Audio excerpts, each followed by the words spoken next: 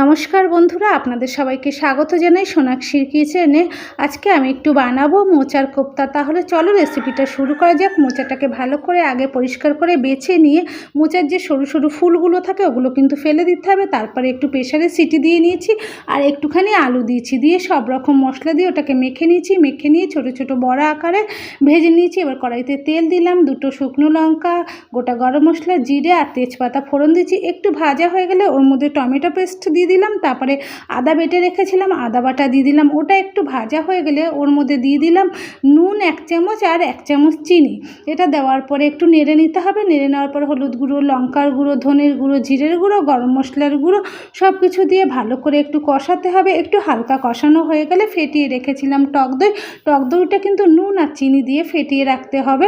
সেই টক দইটাই এর মধ্যে দিয়ে দিয়েছি। এবার একটু ভালো করে এটাকে কষাতে হবে, যতক্ষণ না তেল ছাড়বে ততক্ষণ এটাকে কিন্তু